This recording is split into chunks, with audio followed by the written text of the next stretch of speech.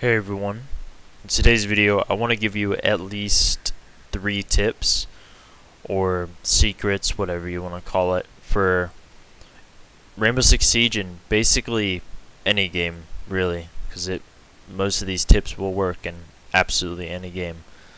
Now these tips or secrets are literally only things that I do. Like, I've never seen anyone else do these things before, most of them that is.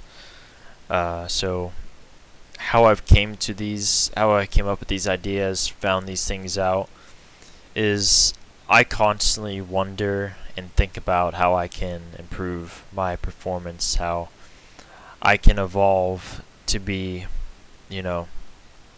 myself at my highest potential.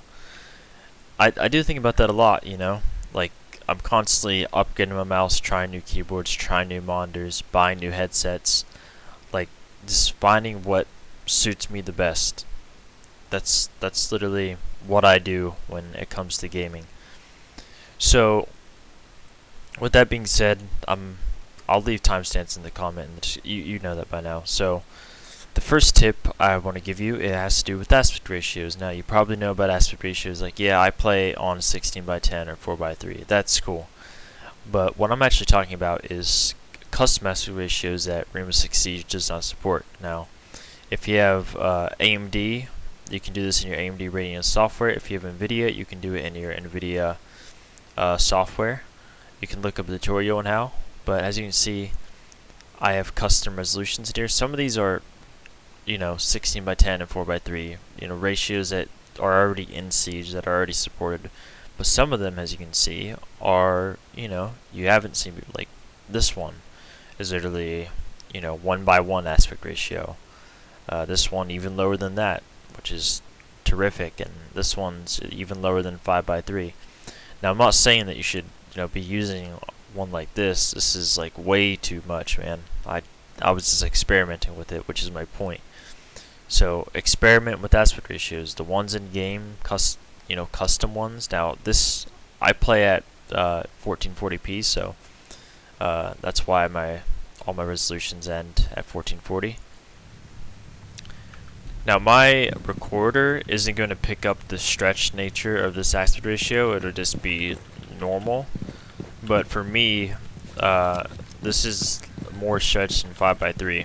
This is pretty stretched, but it's still very playable.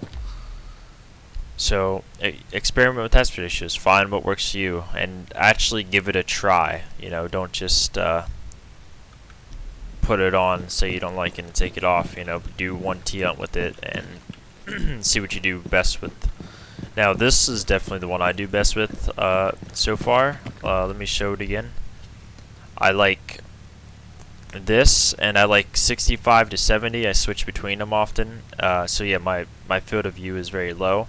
I actually find it counterintuitive to have a stretch resolution and a max FOV, because objects just appear further away from you, which in turn make them kind of smaller and harder to hit. And the point of a stretch resolution is that things are easier to hit. So the golden rule for stretch resolutions is keep it at 65 through 75. I would not go higher or lower than that. So yeah, as you can see, well, actually you can't see because it's not picking up how stretched it is in my recording software. So that's my FOV and aspect ratio tip.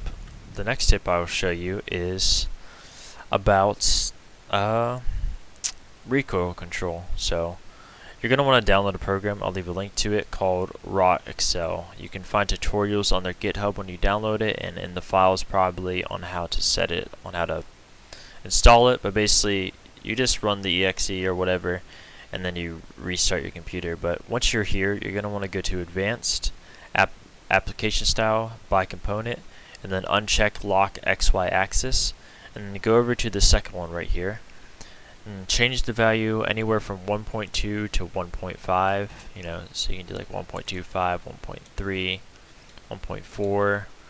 You can do whatever you want. I would start off at 1.2 and work your way up. But basically what this does, and this is dependent on how high your sense is and stuff. Higher it is, the lower you'd want it. But if you want to know what this program does, is, and you're going to click off the video, but don't, is it adds aim acceleration to your mouse. Now, I know aim acceleration is a bad thing. People typically don't like it. But this makes sure that the aim acceleration is only applied to the y-axis, so up and down.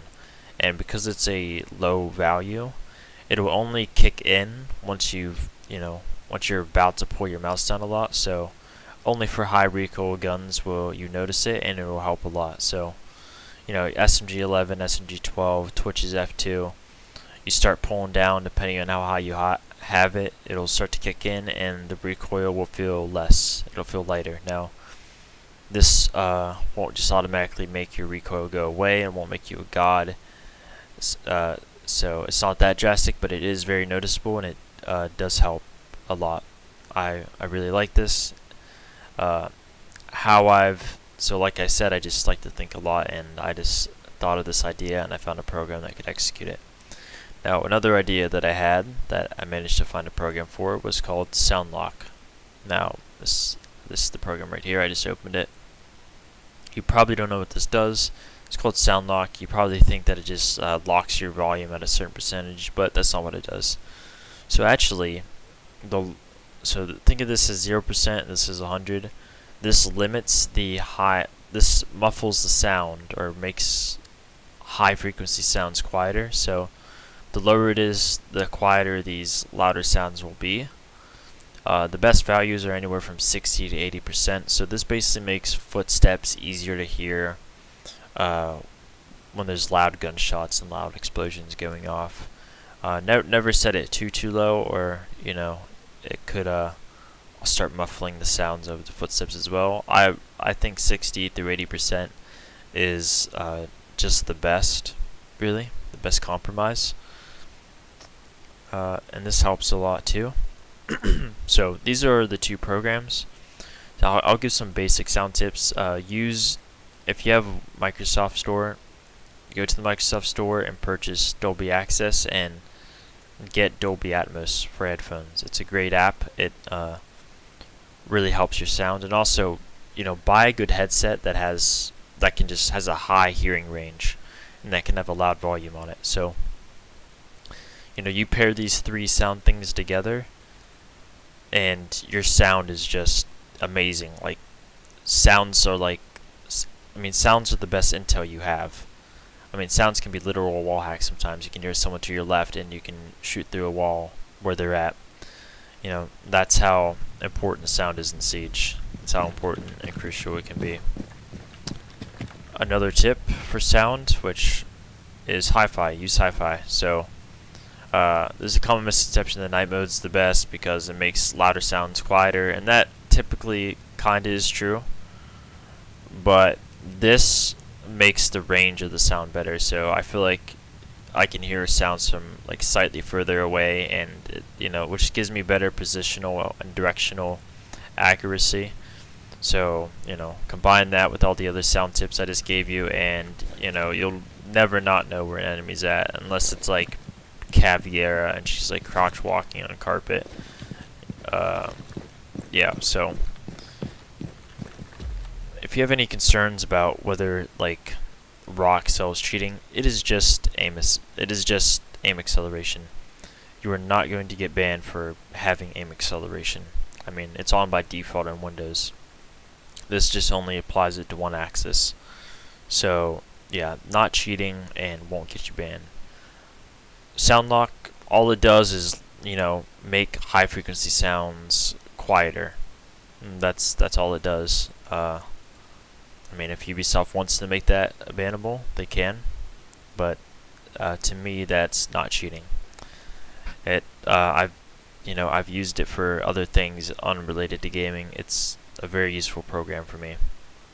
So these are all my tips. I hope you guys found some of them useful. I hope you guys found all of them useful, really.